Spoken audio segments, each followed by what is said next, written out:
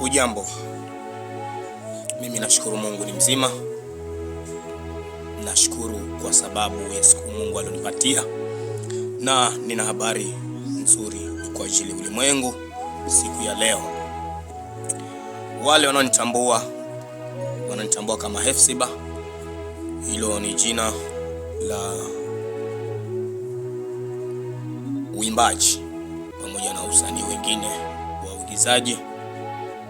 Natumia hilo jina na sanaa zote za uimbaji, na natumia jina la Hephzibah ambayo katika Biblia ni jina ambalo limeandikwa, maana yake ni mbarikiwa. Lakini pamoja na hayo, tukiacha na hayo, huduma ambayo naifanya, mimi ni mchungaji na wananitambua kama mchungaji Victor Wale. Hiyo ndio jina langu la uchungaji. Asubuhi ya leo nina habari ni kwa ajili ya maisha yako, na huenda ukipokea ujumbe huu ukaweze kukusaidia mahali. Nilisema kwamba nitagusia kuhusu mambo na spiritual husband ama mambo na spiritual woman. Ni spirit ambayo ikiwa ndani ya mtu inaweza kusababisha matukio makubwa. Na tukio la kwanza, mwanamke yoyote akiwa na hiyo roho ya spiritual husband inaweza kumpelekea kufikia hatua ya kuweza kuoleka na kuachika zaidi hata ya mara 7, kwa sababu huwa inasemekana katika ulimwengu wa kiroho, wakati ile roho inapokuchukua na kukuoa katika ulimwengu wa kiroho, kuna stage ambazo huwa hii roho inakomaa kwa kiwango fulani, na ikifikia kiwango cha kuweza kuvisha pete katika usingizi, basi ujue hapo huwa kwa usingizi umequalify kwamba wewe ni mke wa mtu. Ama kama wewe ni mwanaume na umevikwa na hiyo spiriti, hii spiriti ina act hivi: wakati inapokuja kwa mwanamke inakuja kama mwanaume, na wakati inapokuja kwa mwanamume inakuja kama mwanamke. Hatuwai tunasema kwamba ni spiritual husband ama spiritual woman. Ikiwa ndani ya mtu, basi kupata kuoa ama kupata kuoleka inakuwa ni vigumu. Na hii ndio roho ambayo imesababisha watu wengi wamevunjika mioyo katika ndoa. Hii roho ambayo imesababisha watu wengi wamekata tamaa katika ndoa. Maana yake hii roho inapomwandama mtu, inapomwingia mtu, hii roho inahakikisha kwamba wewe hauwezi kuwa na mahusiano ya kindoa na mtu yoyote, maana ni roho ambayo imeingiwa na wivu. Hii roho nampiwa katika ufahamu wa kimaandiko, ni roho ambayo ina wivu kuliko mwanadamu wa kawaida. Sasa inapokupagawa,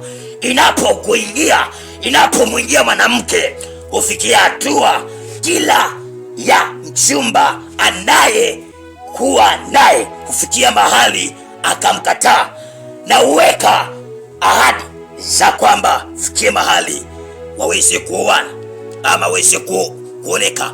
Lakini itafikia mahali hii spirit vile inavyo react, itafikia mahali utakuta kwamba unachumbiwa na wachumba zaidi hata ya 5, lakini hakuna hata mmoja atakayeweza kusimama na kukoa. Manake hii roho inapokuwa ndani yako, the reactions ambazo zitaanza kuonekana ndani yako. Hatua ya kwanza ni kila mchumba anayekuchumbia atakukataa.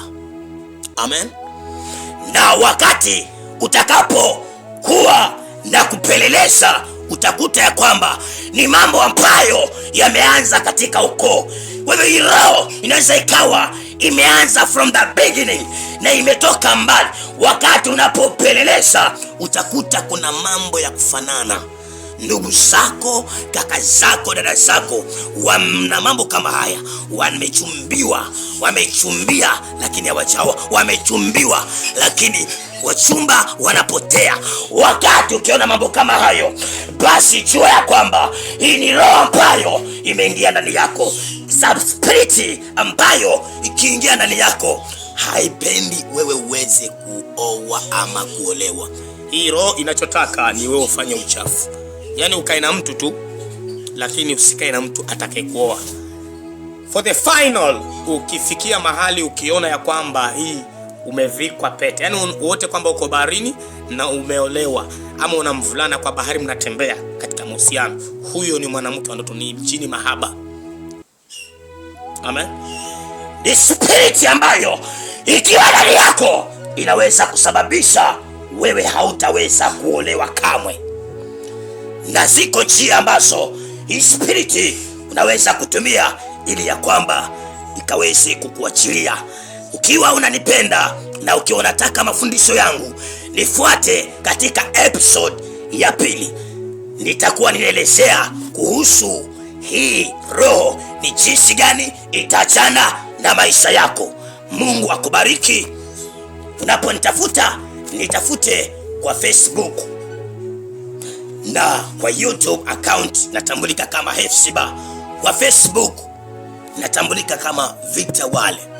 Hiyo ndiyo account nautumia, lakini kuna jina Hepzibah hapo mbele limeapia. Nasema my God bless you. Tuwe na wakati mwema, tungoje episode 2 mambo moto, tuweze kujua ni shida gani ambayo inasababisha sisi tunateseka. Mungu awabariki.